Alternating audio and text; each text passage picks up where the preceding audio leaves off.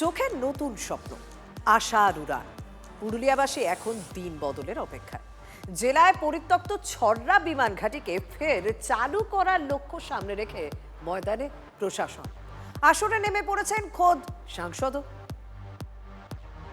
অতীতে বারে বারে চেষ্টা হয়েছিল, কিন্তু কাজের কাজ কিছুই হয়নি।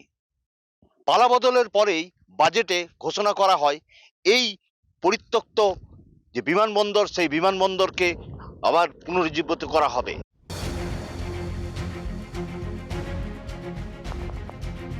যেমন কথা তেমন কাজ। সরকার কোমর কষে নেমে পড়েছে ইতিমধ্যে। ছড়রা বিমানবন্দরকে উড়ান প্রকল্পের সঙ্গে যুক্ত করে তা চালু করার কাজ শুরু হবে দ্রুতই। আমাদের এখানে প্রায় আনুমানিক 2000 কোটি টাকা স্যাংশন হয়েছে এবং উড়ান যে কেন্দ্র সরকারের প্রকল্প, সেই উড়ানের থেকেই এখানে এয়ারপোর্ট হবে। বাম আমল থেকেই পুরুলিয়ার ছড়রায় পরিত্যক্ত এই বিমানবন্দরকে চালু করার উদ্যোগ নেওয়া হয়েছিল, কিন্তু বাস্তবে কিছুই হয়নি। তৃণমূল আমলে মেলে শুধুই শুকনো প্রতিশ্রুতি। বেশ কয়েকবার ঘোষণা করা হলেও কাজের কাজ কিছুই হয়নি।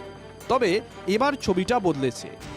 আমি ভিজিট করেছি, ডিএম সাহেবের সঙ্গে গিয়ে ভিজিট করেছি, তো দেখে আমার মনে হয়েছে কি একটু জমি অধিগ্রহণ হয়তো করতে হতে পারে এবং তাড়াতাড়ি কাজ শুরু হবে। জমি ভিজিট করাটাও আপনার কাজের প্রসেসের মধ্যেই পড়ে।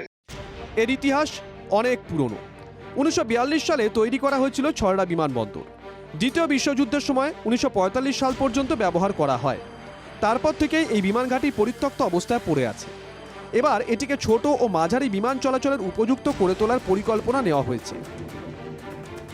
এই বিমানবন্দর নিয়ে এখন থেকেই আশায় বুক বাঁধছেন ব্যবসায়ীরা। জেলাবাসী হিসাবে এটা আশা রাখছি যে এটা কিন্তু একটা আমাদের নতুন দিগন্ত খুলে দেবে।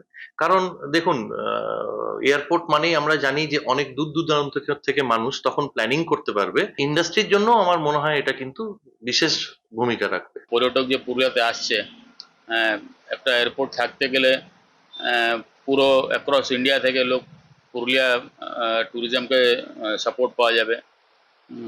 তার সাথে সাথে লজিস্টিক ডেভেলপমেন্ট আছে। এই বিমানবন্দর চালু হলে এই ঝাড়খণ্ড সীমানার বেশ কিছু শিল্পাঞ্চল এবং পুরুলিয়ার রঘুনাথপুর শিল্প তালুক উন্নতি হবে। খুশি ব্যবসায়িক মহল। পুরুলিয়ার ছড়রা থেকে তপন হালদার, টিভি 9 বাংলা।